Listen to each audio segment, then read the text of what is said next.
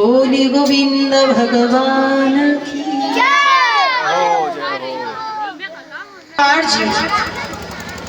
ये चारों ऋषिगण भगवान श्री हरि के दरबार में पहुंचे तो क्या देखा कि वहां पर जय और विजय नाम के दो पहरेदार पहरा लगा रहे। तो जैसे ही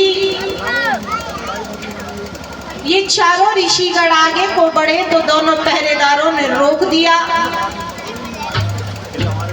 और कहा कि आप ऐसे अंदर नहीं जा सकते, पहले हमें अपने प्रभु से आज्ञा लेकर के आने दीजिए, तभी आप अंदर जाओ।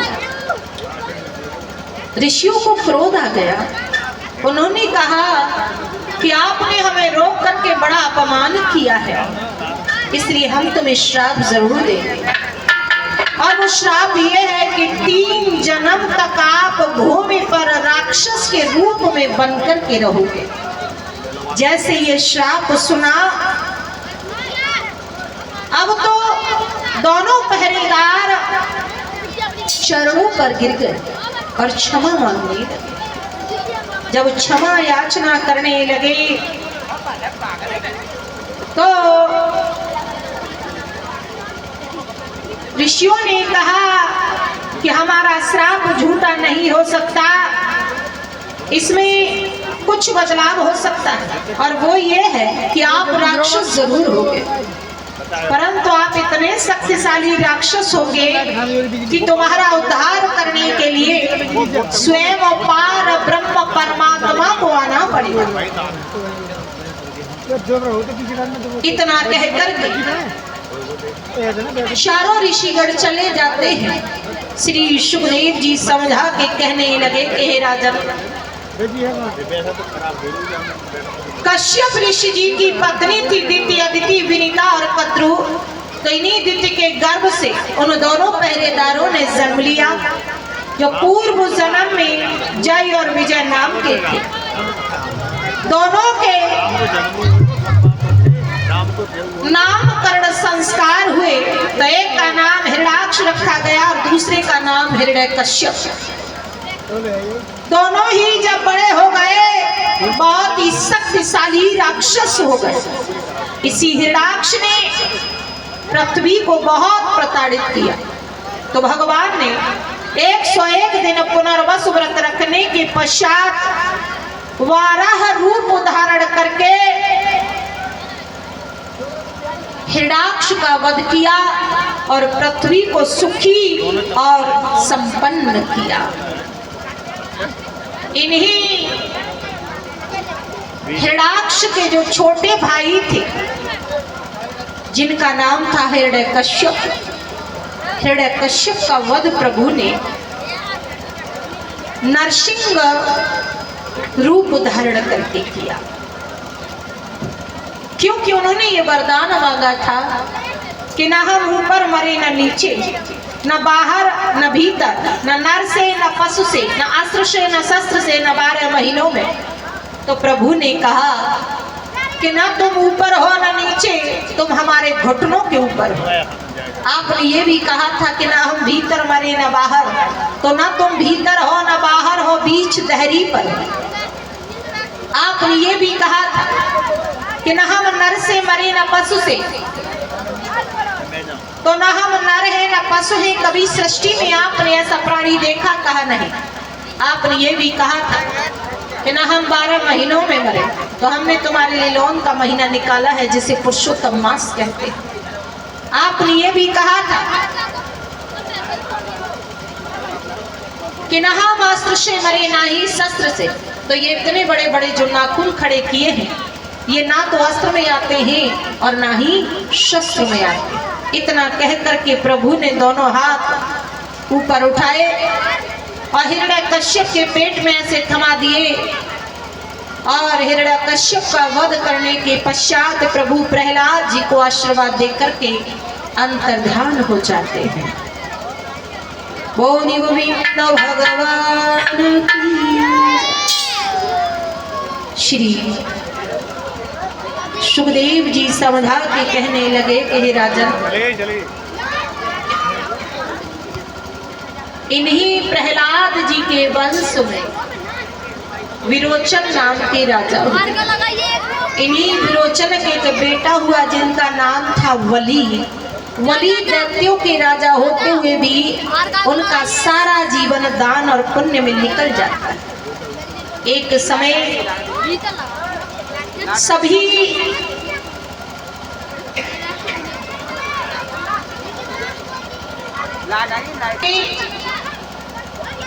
और कहा कि प्रभु हमारी रक्षा करो। तो उसी समय जब ये कहा कि हमारी रक्षा करो,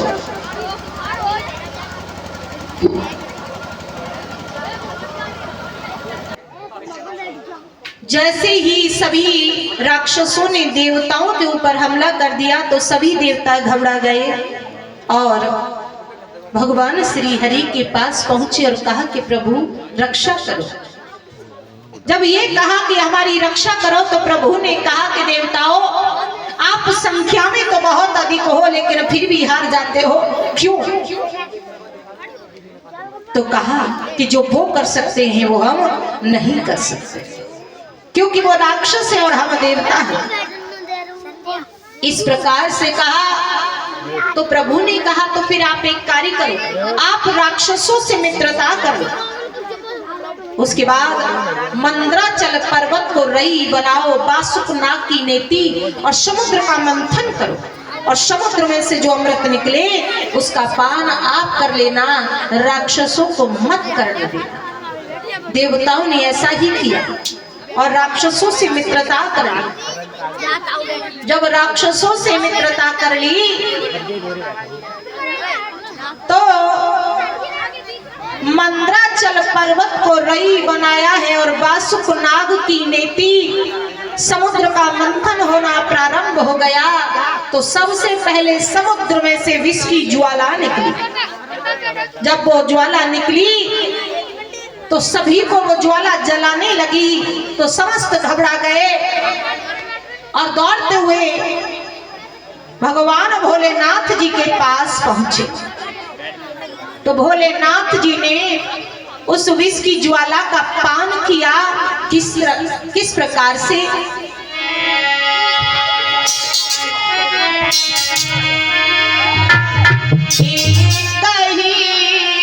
घूटे कंठ तक गया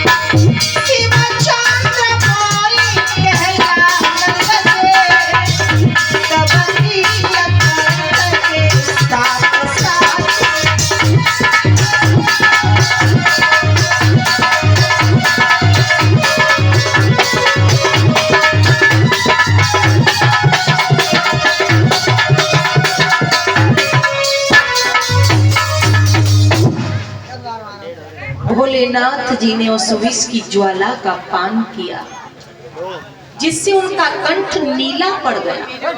तो एक नाम उनका नील कंठ पड़ा, दूसरा चंद्रमौली।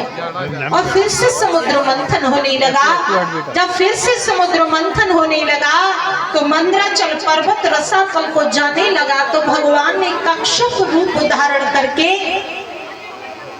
उसे अपनी पीठ पर रोक लिया। तो फिर से समुद्र मंथन हुआ। तो सभी को मिला करके 14 रत्न प्राप्त हुए। सबसे पहला रत्न था विष की ज्वाला, जिसका पान भोलेनाथ जी ने किया। उसके बाद कामधेनु गाय निकली, वो ब्रह्मवादी ऋषियों ने ले ली। उच्चैश्रवा घोड़ा निकला, वो दैत्यराज बलि ने ले लिया। ऐरावत हाथी निकला, वो देवराज इंद्र ने ले लिया। कौस्तुभ मणि निकली, उसे अजित भगवान ने ले लिया। रंभा नाम की अप्सरा निकली, वो देवलोक चली गई। पारिजात वृक्ष निकला, वो भी देवताओं ने ले लिया। लक्ष्मी जी निकली, उन्होंने अजित भगवान को अपना पति स्वीकार कर लिया। शंख निकला, वो भी देवताओं ने ले लिया। वारुणी यानी कि मदिरा निकली, मदिरा का पान राक्षसों ने किया, देवताओं ने नहीं किया। उसके बाद शंख निकला, वो भी देवताओं ने ले लिया। चंद्रमा निकला, वो भी देवताओं ने ले लिया। कल्पद्रम वृक्ष निकला, वो भी देवताओं ने ले लिया। धनवंतर वैद्य जी अमृत का घट लेकर के निकले। सबका बंटवारा हो गया, किंतु अमृत का बंटवारा नहीं हो सका। देवता और राक्षस उस अमृत को देख करके झगड़ने लगे। तो प्रभु ने कुछ विचार किया। मोहिनी रूप धारण करके प्रभु देवताओं और राक्षसों के मध्य में आ गया। तो देवताओं ने तो पहचान लिया, लेकिन राक्षसों ने मदिरा का पान इतना कर लिया कि उन्हें अच्छे बुरे का ज्ञान ही नहीं रहा।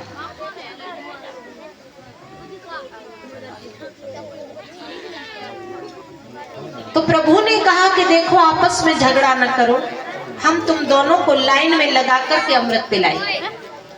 एक लाइन देवताओं की लग गई, एक लाइन राक्षसों की लग गई। तो प्रभु ने कहा कि राक्षसों, पहले हम अमृत देवताओं को पिलाएंगे, उसके बाद हम आपको पिलाएंगे।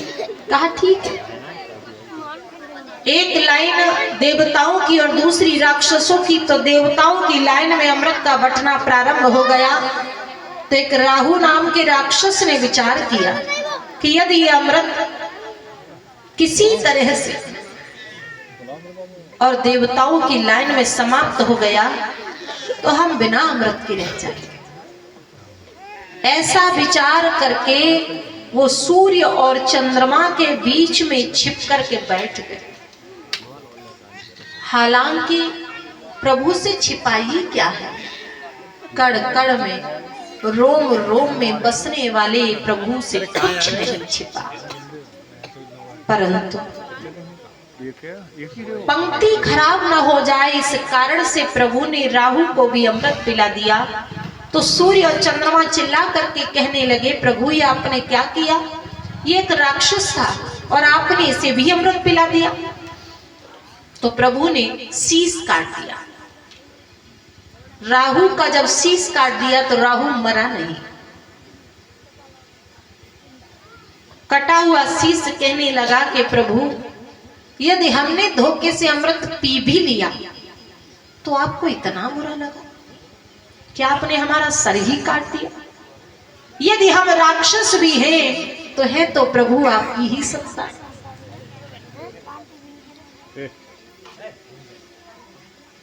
जब ये कहा और कहा कि एक पिता को अपने पुत्रों में किसी प्रकार का भेदभाव नहीं करना चाहिए। प्रभु,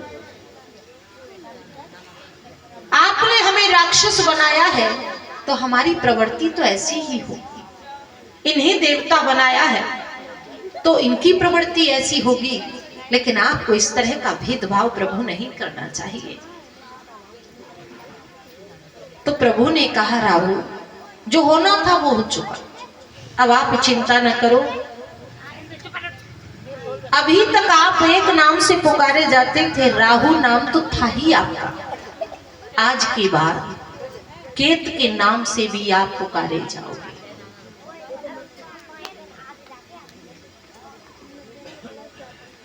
तो आज तक वो शत्रुता चली आ रही है। आज भी राहु सूर्य और चंद्रमा पर भारी पड़ते हैं। इस तरह से ये समुद्र का मंथन हुआ। बोली गोविंद भगवान की। एक भगवान का भजन, उसके बाद आगे को कथा।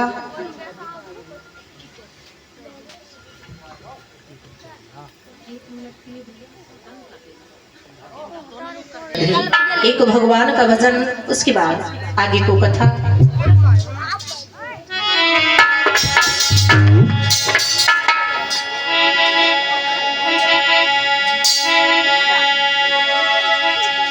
श्री राधे।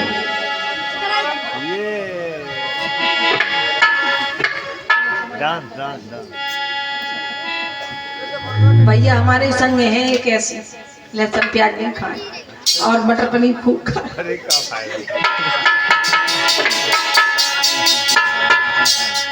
हमारी तरफ देख रही हैं कि कम हुआ नंबर ला।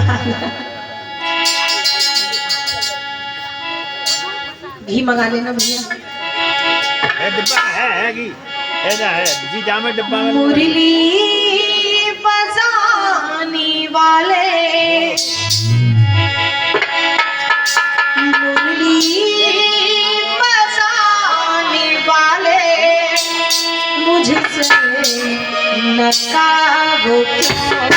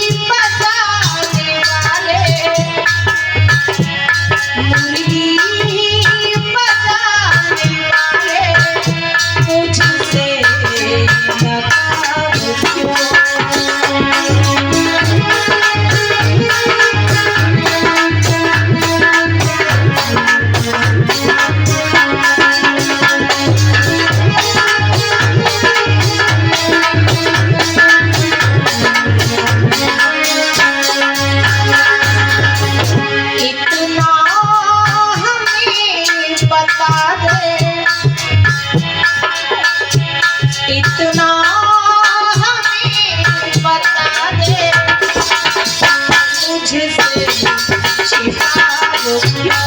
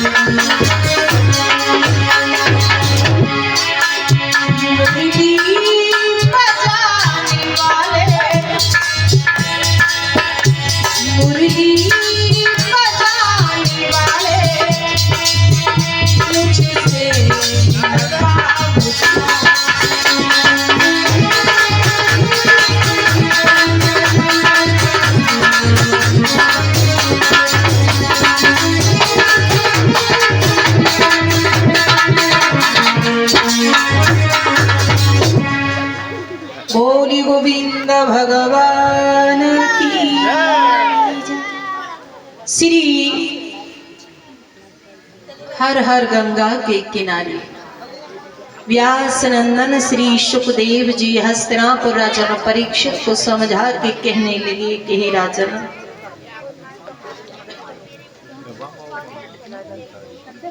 त्याग करने के लिए बहुत चीजें हैं। शांत हो जाए छोटे छोटे बच्चे सभी सारे। राजन परीक्षित, अब हम आपको सूर्यवंश की ओर लेकर के चलते हैं कि सूर्यवंश में कैसे कैसे प्रतापी राजा हुए। भगवान विष्णु की नाभ से कमल उत्पन्न हुआ, कमल से ब्रह्मा जी हुए, ब्रह्मा जी के मन से मरीच हुए, मरीच के कश्यप हुए, कश्यप की अदिति नामक पत्नी से सूर्य का जन्म हुआ। इसी वंश में आगे चलकर के त्रिशंकु नाम के राजा हुए। इनके वंश में हरिश्चंद्र राजा, हरिश्चंद्र की यहाँ रोहित हुए, रोहित के हरित हुए, हरित के चंप हुए, चंप के सुदेव हुए, सुदेव के विजय हुए, विजय के भारुक हुए, भारुक के ब्रक हुए, ब्रक के बाहुक हुए और बाहुक के सगर हुए। राजा सगर बहुत अच्छे राजा थे, अपनी प्रजा को पुत्र जैसा वात्सल्य दे रहे थे।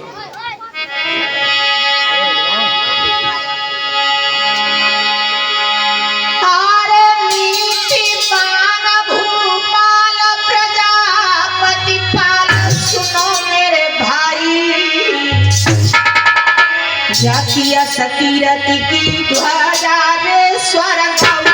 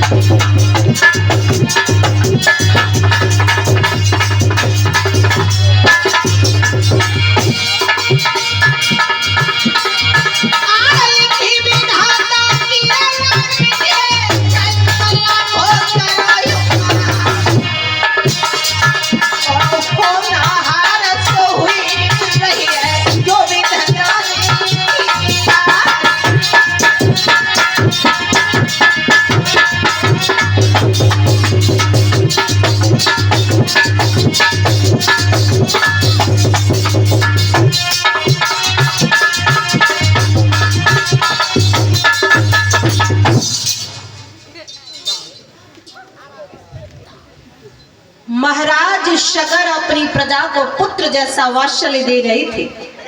उनके राज्य में किसी भी प्रकार से कोई कमी नहीं थी। राजा सगर की दो पत्नियां थी, एक का नाम था सुमति और दूसरी का नाम था केशनी। और ये 100 रुपए का पुरस्कार आया है किशनवीर भैया जी की तरफ से। हम भगवान से प्रार्थना करते हैं सदैव धर्म के रास्ते पर चलते रहे। हमारी परम पिता परमात्मा से यही प्रार्थना है।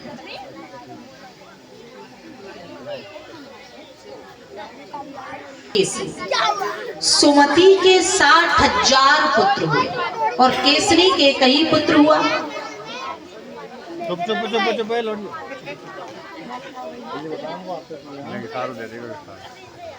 और ये 100 रुपए आए हैं हमारे इन तीनों। राजा सगर के जो 60,000 पुत्र थे वो कपिल ऋषि जी द्वारा क्रोध की ज्वाला में जलकर के राख हो गए थे। राजा सगर की जो दूसरी पत्नी थी जिनका नाम था केसरी, केसरी के कई पुत्र हुआ जिसका नाम था असमंजस, असमंजस के भी एक पुत्र हुआ जिसका नाम था अंशुमान। अंशुमान जब अपने चाचाओं को ढूंढने के लिए चले तो कपिल ऋषि जी के आश्रम में पहुंचे। कपिल ऋषि जी को प्रणाम किया और पूछा।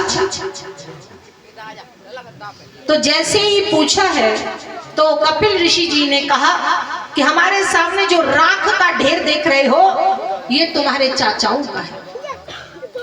इन्होंने हमारा अपमान किया जिसके कारण हमने इन्हें जला करके राख कर दिया।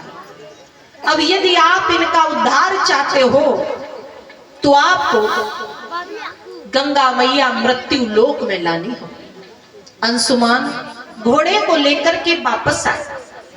राजा सगर को सारा हाल कह सुनाया तो राजा सगर शोक सागर में डूब जाते हैं। उनके दुख का ठिकाना नहीं रहा। 60,000 पुत्रों की जब राख होने की उन्होंने खबर सुनी, अंशुमान ने गंगा मैया को लाने के लिए घोर तपस्या की। अंशुमान के भी एक पुत्र हुआ जिसका नाम था दिलीप। दिलीप ने भी घोर तपस्या की गंगा मैया को लाने के लिए। किस लिए कर रहे हैं ये तपस्या? जो 60,000 पुत्र जल करके राख हो गए उनके उद्धार के लिए, जो इस संसार में है ही नहीं, उनके उद्धार के लिए वो तपस्या कर रहे हैं। लेकिन दिलीप भी अपनी तपस्या में सफल नहीं हुए। दिलीप के भी एक पुत्र हुआ जिसका नाम था भागीरथ। उन्होंने भी तपस्या की।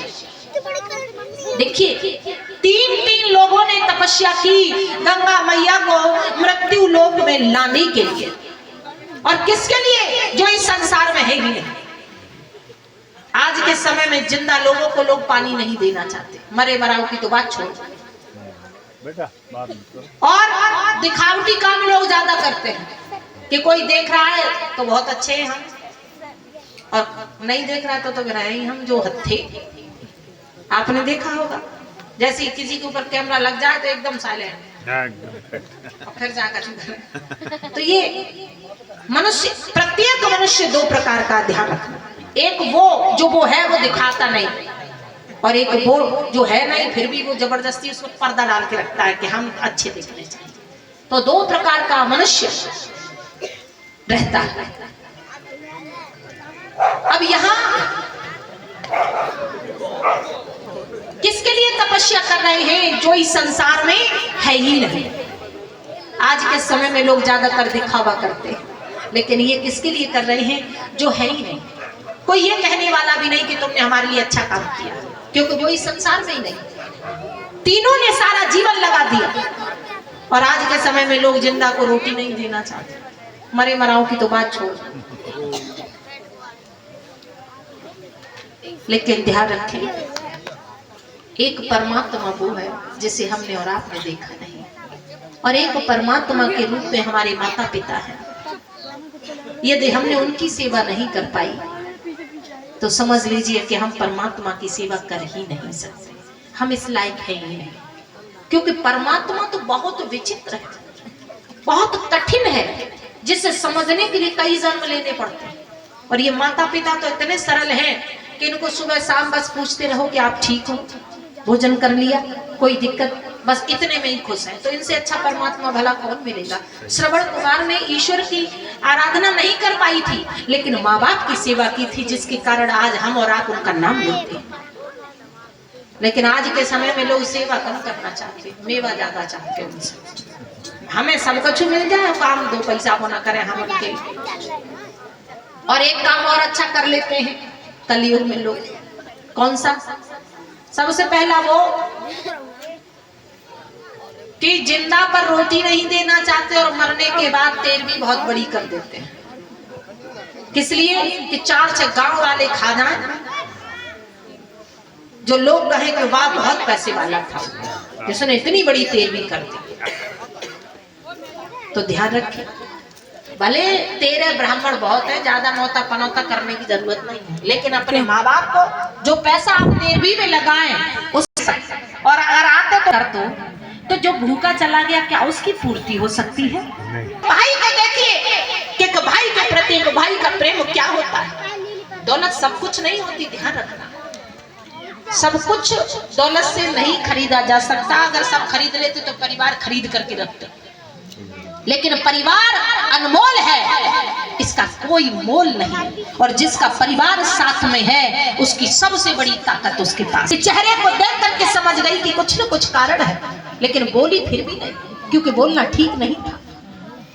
तो उसी समय लक्ष्मण जी ने कहा कि उर्मिला, मैं तुम्हें ये बताने आया हूं कि मैं भैया के साथ, उनके साथ 14 वर्षों के लिए जा रहा हूं, वनवास में उनकी सेवा करने के लिए बताने आया हूं। ये नहीं कहा कि उर्मिला मैं तुमसे पूछने आया हूं, तुम कहो तो हम चले जाएं। के कहने लगे कि हे राजन परीक्षित, जब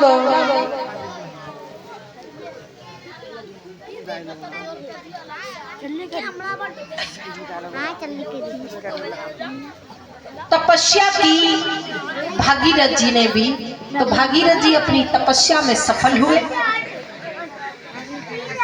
तो ब्रह्मा जी ने कहा कि हे गंगा जी, आपके मृत्यु लोक जाने का समय आ चुका है।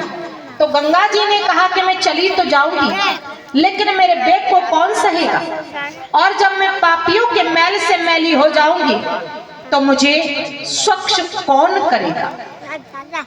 तो कहा कि तुम्हारे बेग को भोलेनाथ जी सहे। तो कहते हैं कि फिर भागीरथ जी ने भोलेनाथ जी की आराधना की। तो भोलेनाथ इस बात के लिए तैयार हो गए और कहा कि जब तुम पापियों के मैल से मैली हो जाओगी तो संत जन स्नान करके तुम्हें स्वच्छ करेंगे। कहते हैं कि गंगा जी को बड़ा अभिमान था कि मेरे बेग को कोई सहन नहीं कर पाएगा। तो कहते हैं कि भोलेनाथ ने अपनी जटाओं में 1 वर्ष तक गंगा मैया को घुमाया, लेकिन रास्ता नहीं दिया। तो भागीरथ जी ने हाथ जोड़ करके कहा कि प्रभु ये तो 1 वर्ष है, आप तो जीवन भर रख सकते, इतना सामर्थ्य है आप में, लेकिन प्रभु यदि आप इन्हें मार्ग नहीं दोगे तो हमारे पूर्वजों का उद्धार होगा कैसे। इस तरह से कहा।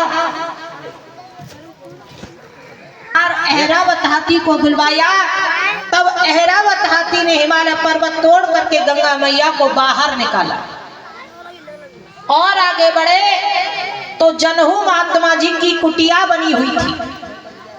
तो जनहू महात्मा जी ने देखा गंगा मैया को, तो मन में विचार करने लगे कि यदि ये जल आगे को बढ़ा तो हमारी कुटिया तो बह जाएगी।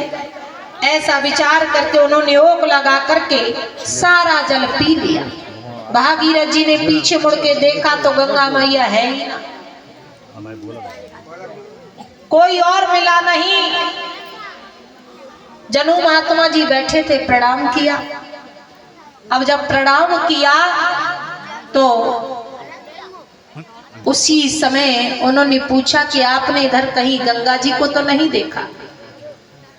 तो जनू महात्मा जी कहने लगे गंगा जी को तो नहीं देखा, जल जरूर चलवा रहा हो, तो हमने सोचा कि कहीं हमारी कुटिया बह न जाए, तो हमने ओक लगा करके पी लिया। तो कहा वही तो थी गंगा मैया, क्या वका बताओ हमारे पेट में, क्या वका पेट थोड़ी फाड़ो। तो उसी समय वो ब्रह्मा जी के पास पहुंचे। तो ब्रह्मा जी ने जनहू महात्मा जी की कानों के छिद्रों के द्वारा गंगा मैया को बाहर निकाला। यहाँ पर गंगा मैया का नाम जहानवी पड़ा। इस तरह से ये गंगा मैया ने राजा सगर के 60,000 पुत्रों का उद्धार किया। बोलिए गोविंद भगवान की। इन्हीं भागीरथ जी के पुत्र श्रुत हुए, श्रुत के नाभाग हुए, नाभाग के सिंधुदीप हुए, सिंधुदीप के आयताक हुए, आयताक के ऋतुपर्ण हुए, ऋतुपर्ण के सुदास हुए, सुदास के सौदास हुए, सौदास के मूलक हुए, मूलक के सत्रत हुए, सत्रत के बिलबिल हुए, बिलबिल के बुद्ध शर्मा हुए, बुद्ध शर्मा के विश्वसय हुए, विश्वसय के खटवांग हुए, खटवांग के दीरवायु हुए, दीरवायु के रघु हुए, रघु के अज हुए, अज्जी के यहाँ दशरथ जी ने जन्म लिया। महाराज दशरथ जी की 3 मुख्य रानियां बताई गई, कौशल्या, कैकेयी और सुमित्रा। उनके राज्य में किसी भी प्रकार से कोई कमी नहीं थी, परंतु संतान न होने के कारण महाराज दशरथ जी का मन बड़ा उदास था।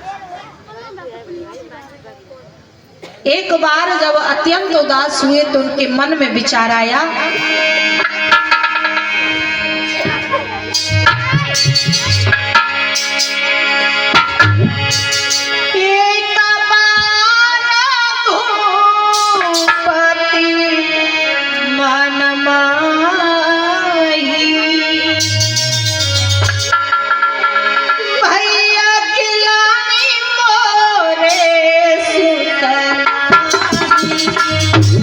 जय जय राम जय श्री राम, जय जय राम जय श्री राम।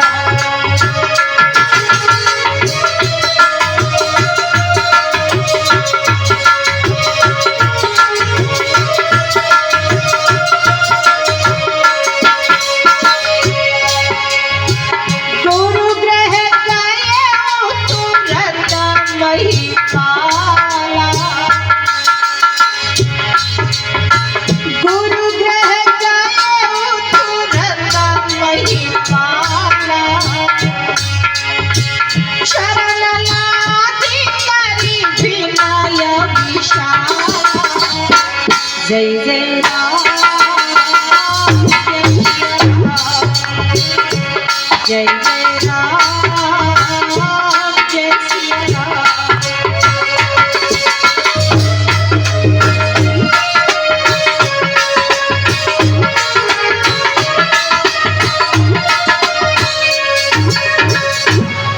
महाराज दशरथ जी के मन में अपार पीड़ा हुई, बिना संतान। तो गुरु वशिष्ठ जी के पास पहुंचे, प्रणाम किया, सारा कष्ट गुरुदेव को कह सुनाया। तो गुरु वशिष्ठ जी ने उन्हें समझाया कि राजन, आप एक पुत्र के लिए परेशान हो रहे हो, चिंता न करो, आपके यहाँ 4 पुत्र आ रहे हैं। इस प्रकार से कहा। महाराज दशरथ जी प्रसन्न होकर के चले जाते हैं। जब चले गए, गुरु वशिष्ठ जी ने श्रृंगी ऋषि आदि को बुलवाया और पुत्र कामेष्टि यज्ञ करवाया। जब यज्ञ कराया, यज्ञ जब संपन्न हुआ तो अग्निदेव पायस का प्रसाद लेकर के प्रकट हुए और कहा कि यथा योग्य इस प्रसाद को बांट दीजिए। तो महाराज दशरथ जी ने उस प्रसाद को बांटा कैसे?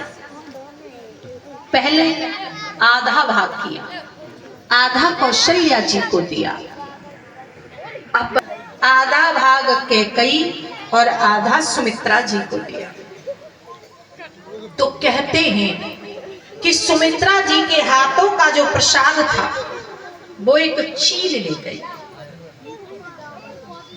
और उस चील ने उस प्रसाद को ले जा करके एक वृक्ष पर छोड़ दिया और वो उसी वृक्ष के नीचे माँ अंजना जी बैठी थी, उनकी गोद में वो प्रसाद गिरा। उन्होंने उसे प्रसाद समझकर ही पा लिया। उस समय वो शिव जी के ध्यान में मग्न थी। उससे हनुमान जी का प्राकट्य हुआ। तो एक नाम हनुमान जी का पड़ा, शंकर सुवन केसरी नंदन। अब इधर सुमित्रा जी के हाथ का प्रसाद जब एक पक्षी ले गया, सुमित्रा रोने लगी। और ये जो चील जो थी ये ब्रह्मलोक की अप्सरा थी, जो आनंद रामायण में आया है। इसका नाम था सुवर्चला। ये ब्रह्मा जी की सभा में नृत्य कर रही थी, तो किसी ने इसे उपहार देने का प्रयास किया, तो सुवर्चला ने बीच में ही नृत्य रोक दिया और उपहार लेने के लिए हाथ बढ़ा दिया। ये बात ब्रह्मा जी को अच्छी नहीं लगी।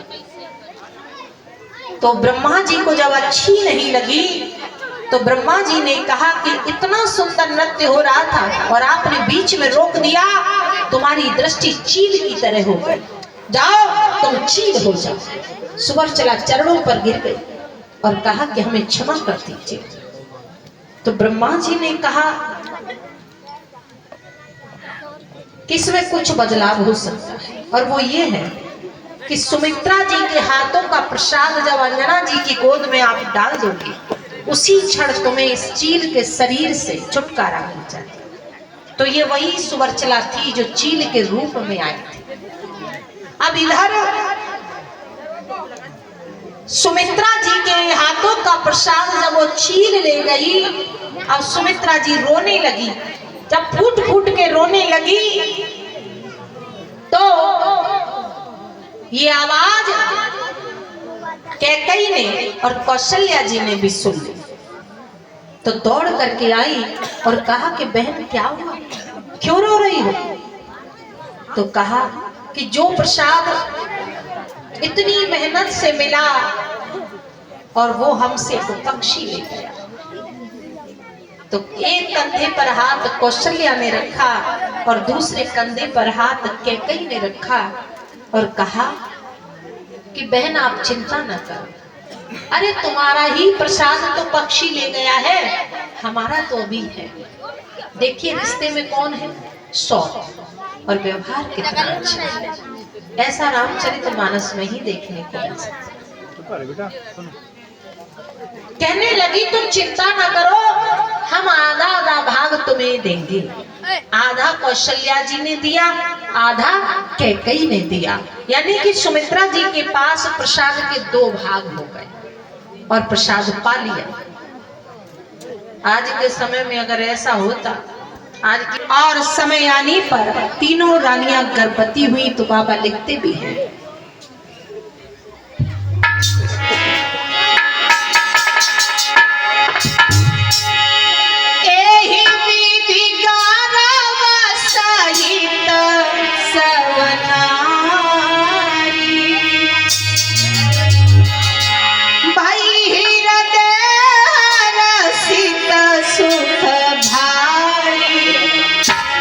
जय जय राम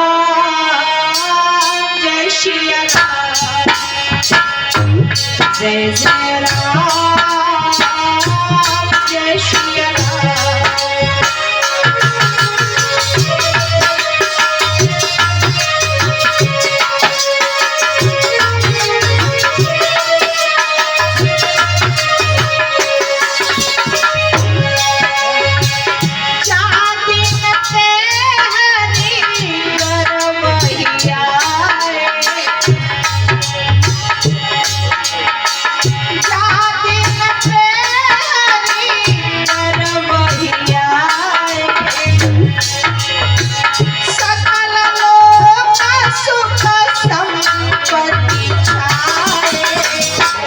जय जय राम जय श्री राम, जय जय राम जय श्री राम।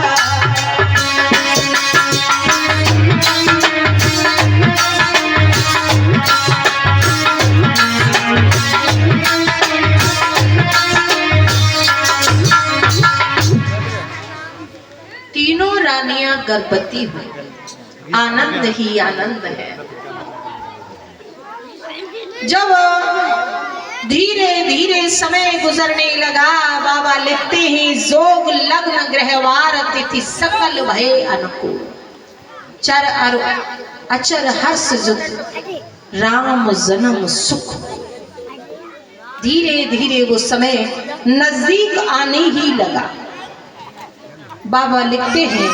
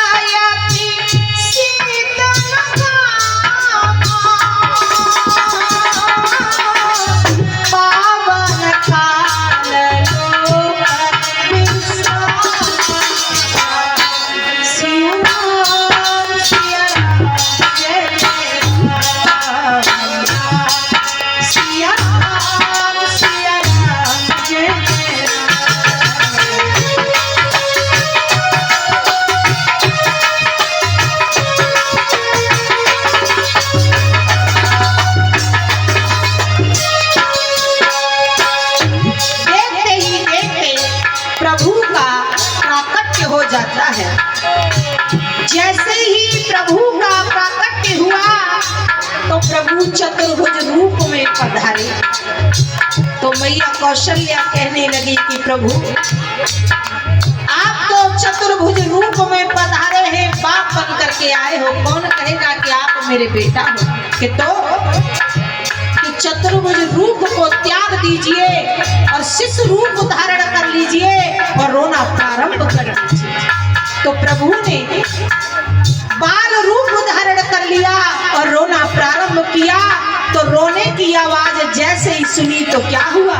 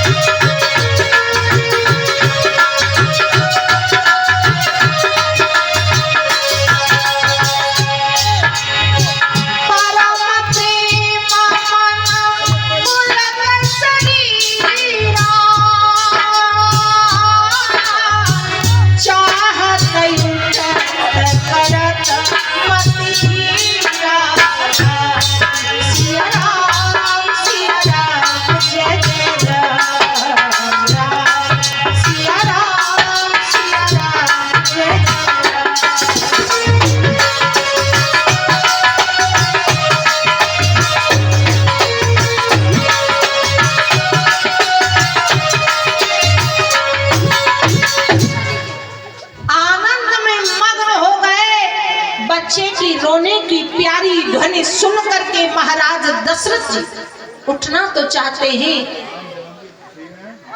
लेकिन उठ नहीं पा रहे। क्यों? उन्हें लगा क्या वही पार ब्रह्म परमात्मा मेरे घर आए हैं जिनका नाम मात्र सुनने से लोगों का कल्याण ही, लेकिन उठ नहीं पा रहे। शरीर पुलकित हो गया।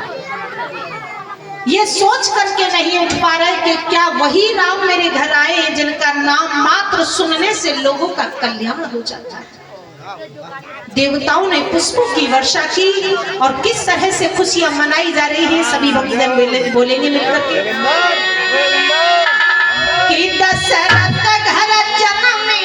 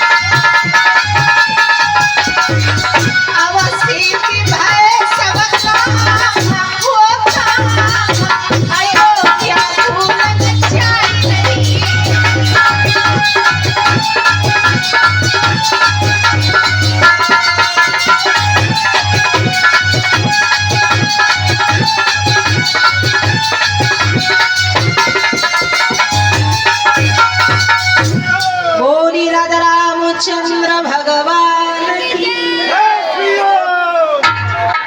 और इनका अवतार हुआ तो देवताओं ने पुष्पों की वर्षा की, सभी आनंद में मग्न हैं। बाबा लिखते भी हैं, भवन पीड ध्वनि अति मृदुवाणी,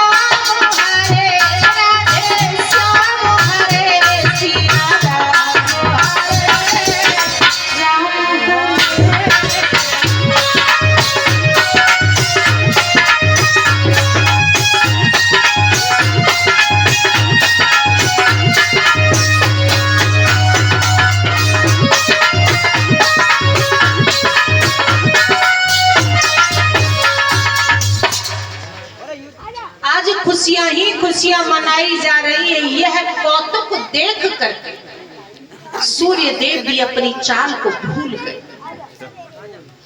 इतने आनंद में मग्न थे सभी अयोध्यावासी कि किसी को मालूम ही नहीं पड़ा कि मास दिवस कर दिवस भार मरम न जाने कोई। 1 महीने का दिन हो गया। कितनी बड़ी बात है। और लोग कितने आनंद में मग्न थे कि किसी को ये मालूम नहीं पड़ा कि 1 महीने का दिन हो गया। इतना बड़ा दिन कि सोचिए कि आनंद में कितने मग्न थे कि किसी ने सोचा ही नहीं। भाव विभोर हो गए सब, लेकिन किसी को कष्ट नहीं हुआ। लेकिन कष्ट हुआ किसे? चंद्रदेव। चंद्रदेव को ही कष्ट क्यों हुआ? उसका कारण था कि यदि सूर्य देव आगे न बढ़े तो चंद्रदेव आए कैसे? उनका नंबर तो जब ही आएगा जब सूर्य चले जाएगा। तो रुष्ट हो गए। जब चंद्रदेव रुष्ट हो गए, उन्होंने प्रभु से शिकायत की कि हमें सूर्य देव की ये बात ठीक नहीं लगी। तो प्रभु ने कहा कि चिंता न करो चंद्रदेव, तुम्हारे नाम के बिना हमारा नाम अधूरा ही रह जाएगा। जब तक तुम्हारा नाम हमारे नाम के पीछे नहीं लगेगा तब तक हमारा नाम अधूरा रहेगा। चाहे रामचंद्र हो चाहे कृष्ण चंद्र हो। चंद्रदेव तो फिर भी रुष्ट रहे।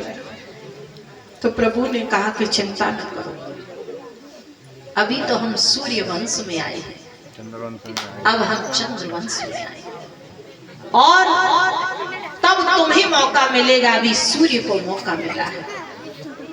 तो कहते हैं कि जिस समय राम जी का जन्म हुआ उस समय का दिन बड़ा हुआ, और जिस समय कृष्ण जी का जन्म हुआ उस समय की रात्रि बड़ी हुई।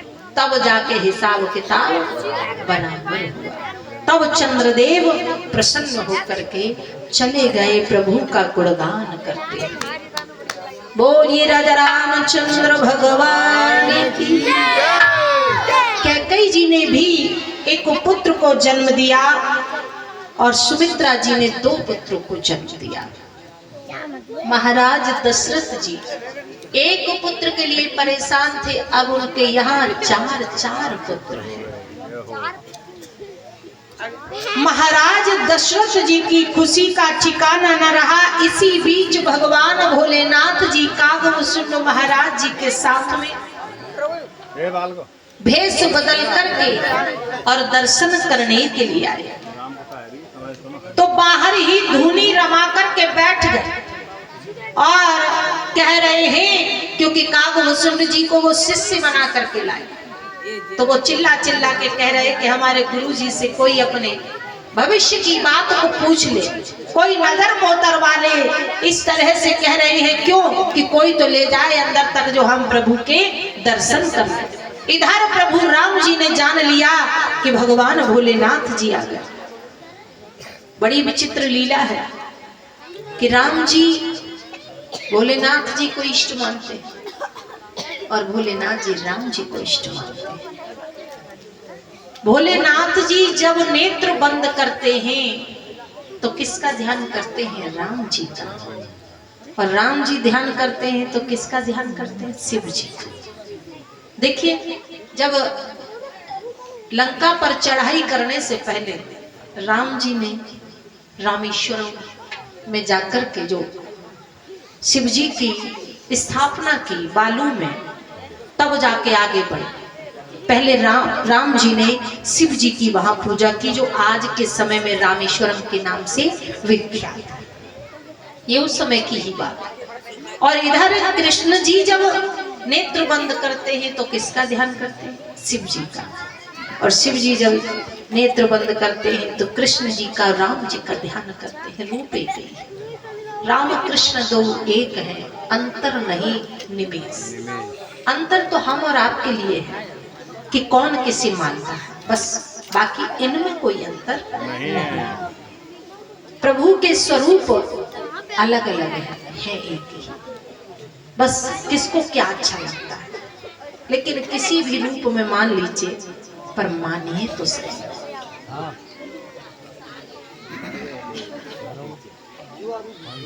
अब इधर राम जी ने रोना प्रारंभ कर दिया तो एक सखी कहने लगी, एक दासी कहने लगी कि महारानी ऐसा लगता है कि लाला को जैसे नजर लग गई हो। तो कहने लगी तो किसी को बुला करके लाओ। तो जैसे ही बाहर पहुंची तो पहले ही वो चिल्ला चिल्ला के कह रहे थे कि कोई नजर उतारवा ले। तो उन्होंने कहा कि आप यदि नजर उतारना जानते हो तो चलो। तो कागभूषण जी और भोले बाबा दोनों चल दिए। तो दासी कहने लगी दोनों में से एक ही जा सकता है। तो भोले बाबा ने तत्काल कहा तो फिर हम चलते हैं। अब घर से आए दोनों दर्शन के लिए और कागभूषण जी को छोड़ दिया। तो कागभूषण जी ने धीरे से हाथ पकड़ा, जवाब दिया, अकेले गए ना छोड़ गए तो पोल पट्टी अभी खोल देंगे, तुम कौन हो। देखो, ये बात उस समय की नहीं है, आज भी जो हाल है कि अगर काऊ की पोल पट्टी पता हो। उन्होंने कहा देखो दासी, हम वैसे अकेले चलते लेकिन क्या करें, हमें दिखाई कम देता। अगर हम बालक की हस्तरेखा देखेंगे तो हमारा ये शिष्य देख करके हमें बताएगा, तब हम आगे की बात बताएंगे। तो जाना तो दोनों को पड़ेगा। कब तो चलो।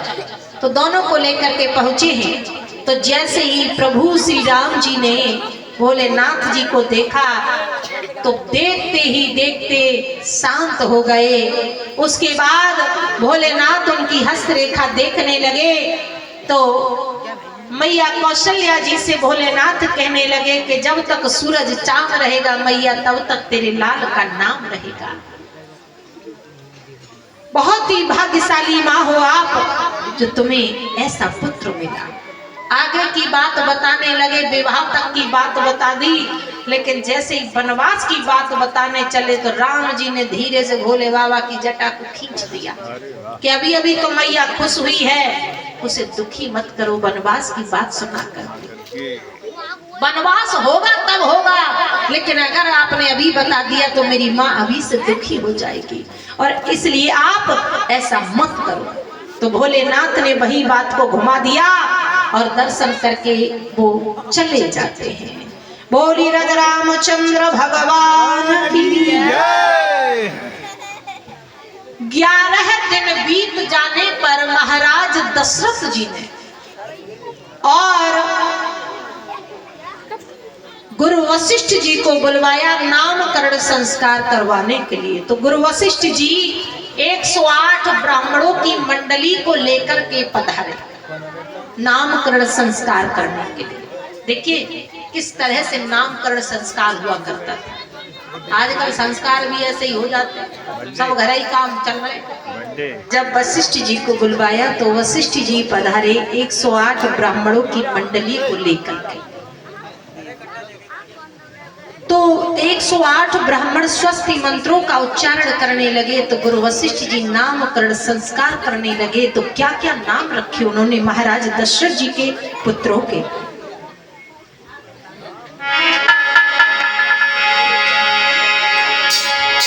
जोया सिंधु सुखरासी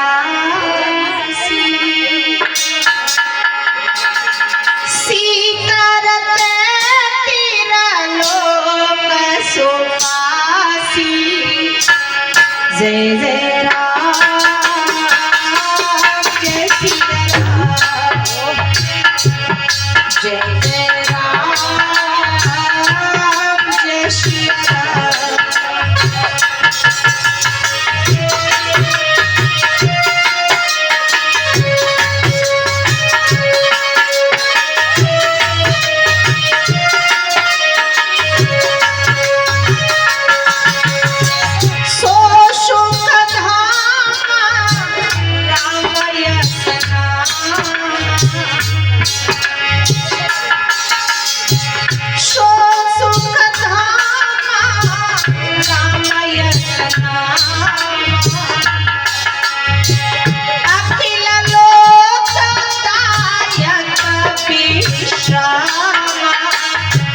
जय जय राम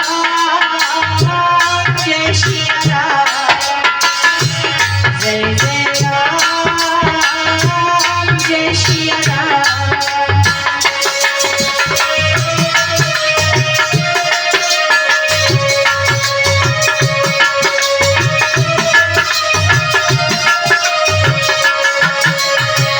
समझा के कहा कि ये जो आनंद के समुद्र है, सुख की राशि है, जिनके एक कण से तीनों लोग सुखी हो जाते हैं, उन आपके सबसे बड़े पुत्र का नाम राम श्रेष्ठ होगा। और कहा विश्व भरना पोषण कर जोई, विश्व भरना पोषण कर जोई, ताकर नाम भरत यश होई। जय राम जय श्री राम जय जय राम जय श्री राम।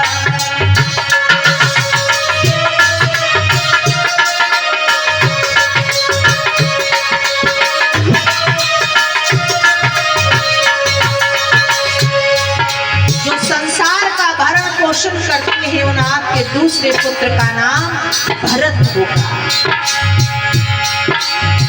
जाके सुमिरन तेरी पुनासा, नाम शत्रुघ्न वेद प्रकाशा। जय जय राम जय सिया राम जय जय राम जय सिया राम।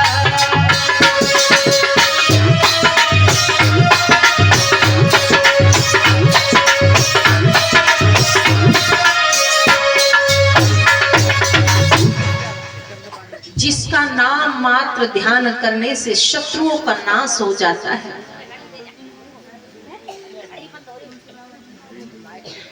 अच्छा, ये 50 रुपए का पुरस्कार कि जो शुभ लक्षणों के धाम श्री राम जी के प्यारे, उनका नाम लक्ष्मण श्रेष्ठ होगा। इस तरह से ये गुरु वशिष्ठ जी ने नामकरण संस्कार किया। धीरे धीरे समय गुजरने लगा तो एक दिन मैया प्रभु को स्नान करा के पालने में लेटा करके मैया पूजन करने के लिए चली गई। और माँ ने जैसे ही हाथ जोड़े प्रसाद रखा और हाथ जोड़ करके प्रभु से कहने लगी कि हे प्रभु अब आप प्रसाद पाइए। तो जैसे ही माँ ने नेत्र खोला तो क्या देखा कि छोटे से राम जी मंदिर में बैठे प्रसाद पा रहे। माँ घबरा गई कि अभी तो अपने बेटे को मैं पालने में सुला के आई हूँ और ये यहाँ कैसे आ गया। तो दौड़ करके मैया पालने पे गई तो देखे राम जी सो रहे हैं। माँ तो आश्चर्यचकित हो गई, एक राम से दो राम कैसे हो गए। अब राम जी मुस्कुराने लगे कि खुद ही तो कह रही है कि प्रसाद पाओ और खाओ तो आफत है। तो देखना भी नहीं चाह रही, माँ घबरा रही। अब माँ फिर दौड़ करके मंदिर में आई, फिर राम जी देख रही, फिर दौड़ करके पालने में आई, फिर राम जी को देखा सोते हुए। आश्चर्यचकित हो गई तो प्रभु मुस्कुरा गए माँ को देख करके। और जैसे ही प्रभु मुस्कुराए तो प्रभु ने अपनी माया के दर्शन करा दिए। माँ घबरा गई। माँ जब घबरा गई प्रभु ने देखा कि माँ तो घबरा गई, कहीं ऐसा ना हो कि आज के बाद माँ मुझे भगवान की तरह देखे। तो उसी समय माँ को रोका कि माँ घबराओ नहीं। तो माँ ने कहा कि एक ही शर्त पर नहीं घबराऊंगी कि आज के बाद तुम्हारी ये माया मुझे कभी ना व्यापे। कहा ठीक है। तो इस तरह से प्रभु ने माँ को अपनी माया के दर्शन कराए। धीरे धीरे प्रभु कुछ और बड़े हो जाते हैं तो महाराज दशरथ जी के मन में संकल्प आया कि अब हमारे पुत्र थोड़े बड़े हो गए हैं तो क्यों ना इन्हें गुरुकुल में भेजना चाहिए। तो चारों पुत्रों को उन्होंने गुरुकुल में भेजा। बाबा लिखते हैं, गुरु ग्रह गए पढ़ना रघुराई,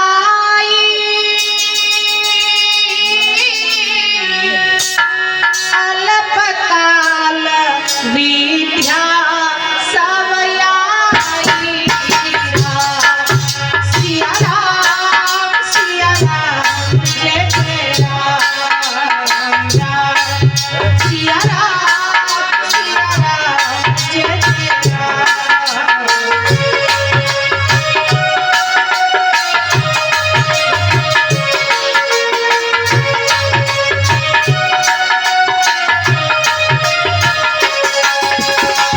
जाति सहज श्वास सुखचारी,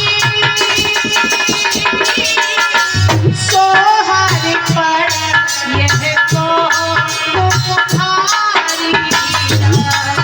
सिया राम जय जय राम राम, सिया राम जय जय राम।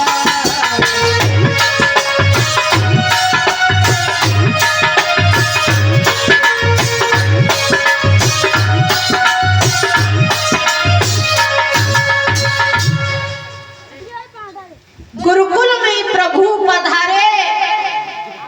मर्यादा को रहते हुए प्रभु ने गुरुकुल को स्वीकार किया तो सहज ही सारी विद्याएं चल करके उनके पास आ गई।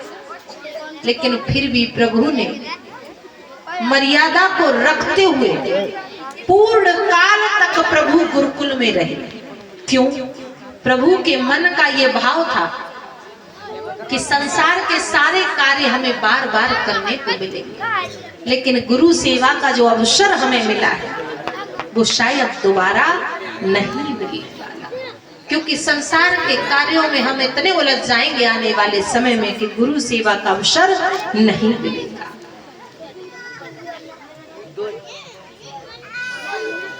आज के समय में लोग सेवा करने कम कर शिक्षा ग्रहण करने के पश्चात प्रभु वापस लौट आए। जब प्रभु वापस लौट आए आनंद में मग्न है प्रभु। इधर महाराज दशरथ जी अपने पुत्रों के कार्यों को देख करके बड़े हर्षित हैं। जब प्रभु प्रातः काल उठते हैं तो क्या करते हैं?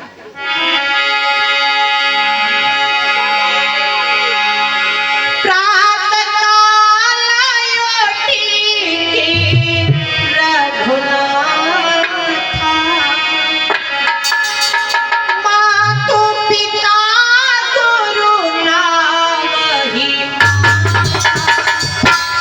जय जय राम जय सिया राम, जय जय राम जय सिया राम।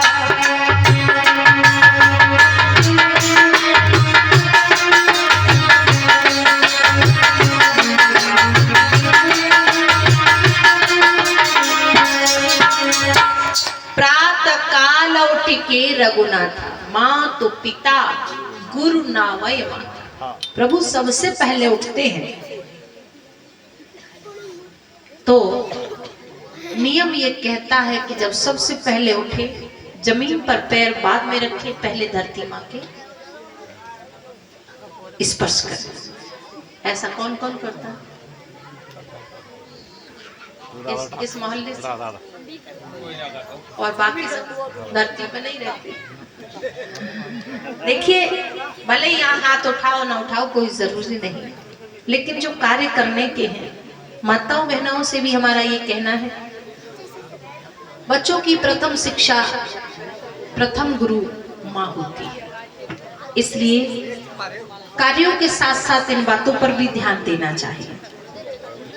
प्रभु उठते हैं, धरती माँ के स्पर्श करते हैं, उसके बाद सबसे पहले किसे प्रणाम करते हैं प्रभु? माँ को।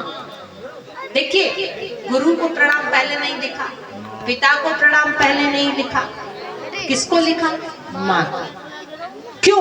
क्योंकि जिस माँ ने 9 महीने गर्भ में रखा, कोई भी संतान अपने माँ के कर्जा से कभी मुक्त नहीं हो सकती। ये बात ध्यान रखें, चाहे वो पुत्र हो या पुत्री हो। 9 महीने तक माँ के गर्भ में जब बच्चा पलता है, चाहे बेटी हो या बेटा हो, माँ की एक एक रक्त से पलता है, एक एक बूंद रक्त से वो बच्चा 9 महीने तक बड़ा होता है गर्भ में। तो आप बताइए कि माँ से ज्यादा त्याग इस संसार में बच्चे के लिए कोई दूसरा कर ही नहीं सकता। कभी माँ के ऋण से उऋण संतान हो ही नहीं सकती। इस बात का सभी ध्यान। प्रभु चाहते तो पहले पिता को प्रणाम लिख देते, गुरु को प्रणाम लिख देते, लेकिन ये सब बाद में है। सबसे पहले किसे लिखा? माँ। तो ध्यान रखें। देखिए, बहुत से लोग माँ बाप घर में पड़े हैं बीमार, परिवार है परेशान, और वो कहाँ जा रहे हैं? तीर्थ यात्रा। वो कहाँ जा रहे हैं? गुरुओं की सेवा करने के लिए। बुराई नहीं कर रहे, ये बात ध्यान रखना। हम ये कहते हैं कि सबसे पहली सेवा है माता पिता की। अगर वो बीमार हैं, परेशान हैं, तो तुम्हें कहीं जाने की जरूरत नहीं है। किसी तीर्थ यात्रा का लाभ तुम्हें मिलने वाला नहीं है। अगर वो आज्ञा दे दे, वो खुश होकर के तुमसे कह दे, कभी कभी ऐसा भी होता है कि वो दुखी हो और वो कह दे कि चले जाओ, तो भी तुम्हें नहीं जाना। क्यों? क्योंकि हमारी आंखें देख रही हैं कि इन्हें तकलीफ है, और उन्हें तकलीफ है तो हम बाहर जाके क्या करेंगे? क्योंकि सबसे बड़े हमारे भगवान तो घर बैठे, और हम उन्हें छोड़ करके और बाहर जाए सर पटकने के लिए, तो हमसे बड़ा बेकार कोई संसार में है ही नहीं। तो ध्यान रखिए, बहुत से भक्तजन हमने ऐसे ऐसे देखे हैं कि घर में माँ बाप बूढ़े बुजुर्ग परेशान हैं, उन्हें पानी की जरूरत है, उन्हें बोले मोहल्ला वाले पानी दे रहे हैं, वे जा रहे हैं दूसरी जगह पुण्य करने। ये पुण्य पाप है, ध्यान रखिए। तो ऐसा पाप करने की जरूरत नहीं है। क्यों? सबसे पहला कारण क्या है कि अगर माँ बाप न होते तो हम ये संसार देखते ही नहीं।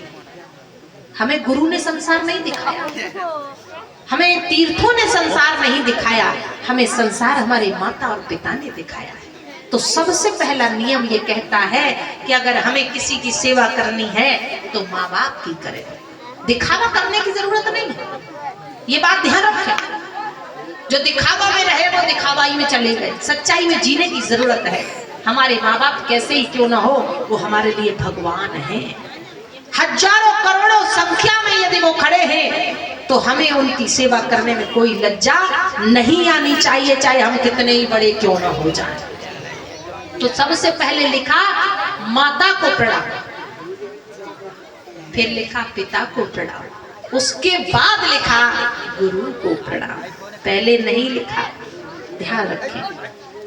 तो संतों का ऐसा मत है कि आज भी जो बच्चे अपने माता पिता के चरणों का स्पर्श करके घर से निकलते हैं,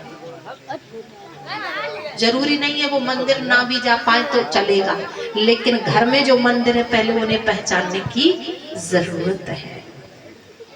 और कहते हैं कि उनके कार्य भी खराब नहीं होते। और एक बात और संतों ने कही कि जो बच्चे, जो पुत्र अपने माता पिता के चरणों का स्पर्श करके उनका मुख देख करके निकलते हैं, तो कहते हैं कि उनका एक्सीडेंट भी नहीं होता। ये बात ध्यान रखिए। और एक बात और कहते हैं, कभी कभी एक बात और भ्रम है जो लोगों के मन में, जैसे कभी कभी जो माताएं विधवा हो जाती हैं तो बच्चे ये सोच लेते हैं कि माँ का ये, हम अपनी माँ का मुख देख करके ना जाएं, कहीं काम खराब ना हो जाए।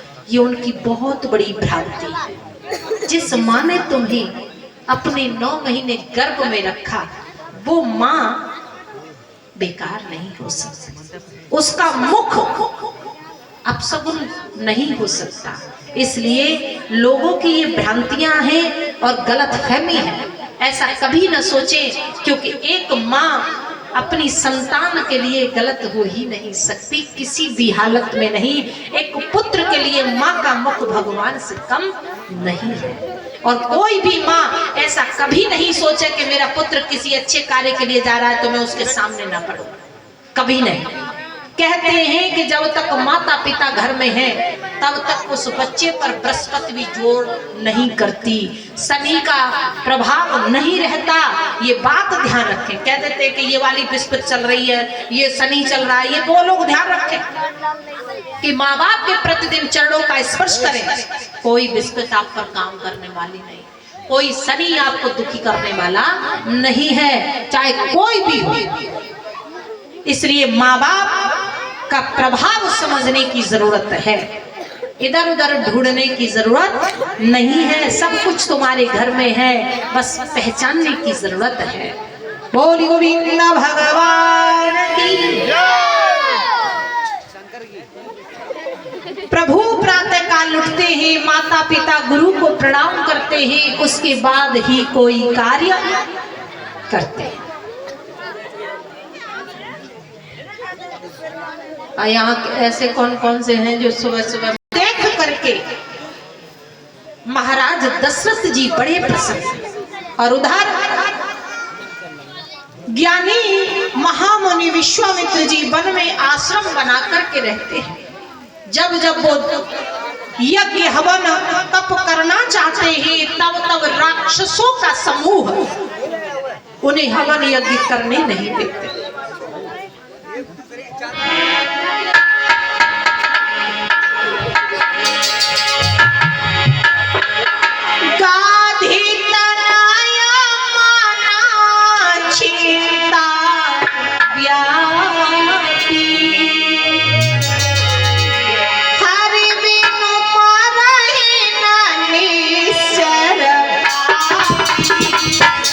जय जय राम, जय सिया राम।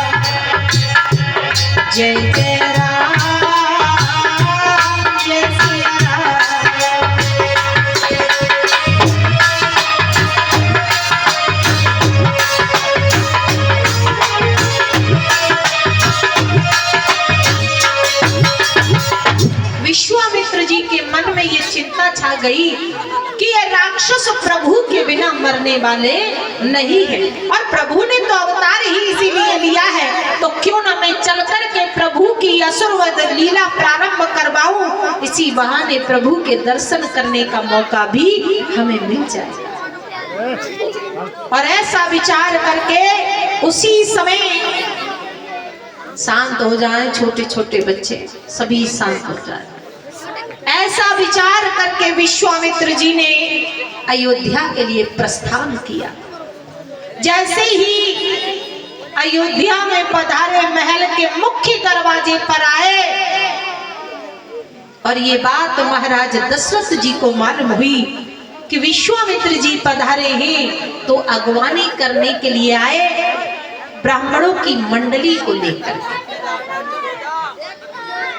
विप्र मंडली लेकर के पधारे बड़े आदर और सत्कार के साथ में। जो भी भक्तजन जा रहे हैं, प्यार नहीं बचाएगा, झूठा है संसार, धोखा खाएगा।